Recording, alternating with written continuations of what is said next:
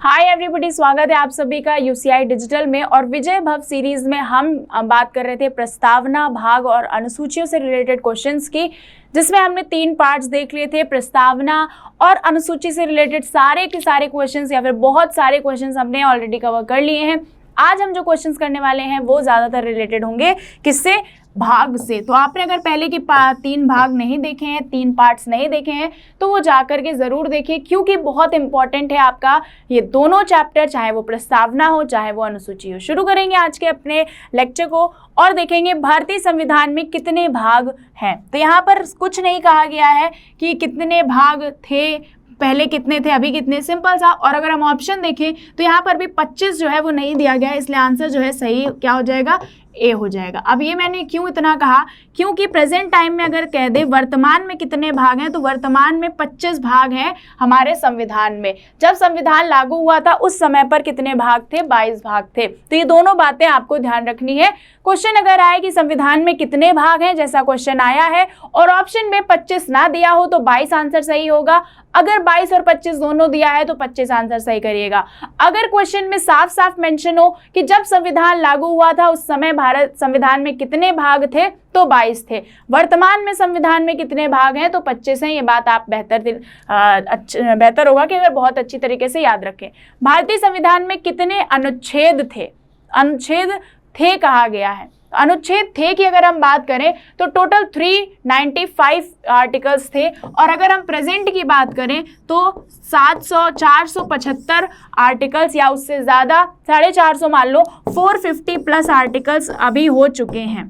ठीक है, 450 plus articles हो चुके हैं, अनुच्छेद हो चुके हैं। पहले कितने थे? पहले सिर्फ और सिर्फ 395 आर्टिकल्स या अनुच्छेद, अनुच्छेद को अंग्रेजी में आर्टिकल कहते हैं, याद रखना। 395 आर्टिकल थे, ठीक है। 9 शेड्यूल थे जब आपका संविधान लागू हुआ था, ठीक है। 8 शेड्यूल थे, 1 प्रियम्बल था, और 22 पार्ट्स थे, भाग थे। तो जब संविधान लागू हुआ था, ये डेटा कब का है? 1950 का, ठीक है। 1950 में 1 प्रियम्बल, 395 आर्टिकल, 8 शेड्यूल और 22 भागों के साथ हमारा संविधान लागू हुआ था। अगला सवाल है, संविधान के किस भाग में नागरिकता का उल्लेख किया गया है? तो नागरिकता का प्रावधान जो है वो भाग 2 में किया गया है, याद रखना। भाग 1 में आपका क्षेत्र और राज्य और उसके क्षेत्रों के बारे में है, भाग 3 आपका फंडामेंटल राइट्स है, और भाग 4 आपका डीपीएसपी है। हम आगे भी बात करते रहेंगे। जैसे कि अगला सवाल ही आ गया कि मूल अधिकार कौन से भाग में दिए गए हैं, तो मूल अधिकार आपके भाग 3 में दिए गए हैं। बहुत जरूरी है, बहुत जरूरी, याद रखिएगा। निम्नलिखित में से भाग 4 में क्या दिया गया है? तो भाग 4 में आपके राज्य के नीति निर्देशक तत्व दिए गए हैं। वेरी इंपॉर्टेंट क्वेश्चन, प्लीज याद रखिएगा। अगला सवाल कह रहा है सूची 1 को 2 से मिलाइए, देखते हैं। तो भाग 1 का में क्या दिया गया है? तो भाग 1 का में आपके मूल कर्तव्य दिए गए हैं। फिर आप देखो भाग आपका चौथा आपका 8वें में क्या दिया गया है, और 9वें में, और आपके 9वें का में क्या दिया गया है? तो 9th का में आपके दिया गया है, और 9th में आपके पंचायती राज व्यवस्था, और 9th का में नगर पालिका, और आपका यानी कि सब कुछ बिल्कुल सामने सामने ही दिया गया है। तो क्या हो जाएगा? ए का फर्स्ट, बी का सेकेंड, और सी का थर्ड, और डी का फोर्थ हो जाएगा। ठीक है, तो बहुत ही सिंपल सा था। ए जो है आपका सही जवाब हो जाएगा। ठीक है, ये आपका सही आंसर हो जाएगा। ये याद कर लो फिर से। भाग 4 का, यहाँ पर भाग 4 अगर दिया होता तो आंसर अलग होता। 4 का पूछा है तो मूल कर्तव्य। भाग 8 में क्या दिया गया है? संघ राज्य क्षेत्र दिए गए हैं। भाग 9 में पंचायती राज व्यवस्था, भाग 9 का में नगर पालिका, ठीक है। 9 खा में अगर पूछ दे तो कोऑपरेटिव सोसाइटीज दी गई हैं। भारतीय संविधान में निम्न में से किस अनुसूची में दल बदल कानून है? तो ये हमने पढ़ा था 10वीं अनुसूची में कब लागू बनाई गई थी, तो 52nd कॉन्स्टिट्यूशनल अमेंडमेंट 52वां संविधान संशोधन के दौरान बनाई गई थी। केस इससे रिलेटेड आया राम गया राम था, तो वो ये भी याद रख सकते हो। भारतीय संविधान की 7वीं अनुसूची में शामिल संयुक्त राष्ट्र संघ डैश अनुसूची का विषय है। तो संयुक्त राष्ट्र संघ जो है वो संघ का विषय है, राज्य का, वैश्विक का, या फिर समवर्ती सूची का विषय है। तो क्या लगता है कि क्या आंसर हो जाएगा? यहाँ पर आपको देखना होगा संघ, ठीक है, तो यहाँ पर सेंट्रल का ही विषय है, तो ए जो है सही जवाब होगा। अगला सवाल कह रहा है कि व्यापारिक संगठन, बार बार ये क्वेश्चन आ रहा है, समवर्ती सूची से रिलेटेड ये है। अगला सवाल, भवनों एवं भूमि पर जो कर लगता है वो किस में आ जाता है 7वीं अनुसूची में? आपने देखा होगा कि यहाँ पर अलग अलग राज्यों में अलग अलग ज़मीनें होती हैं, महंगी होती हैं, सस्ती होती हैं, ठीक है, एरिया में अलग अलग हो जाती है, तो राज्य सूची का ये विषय हो जाएगा।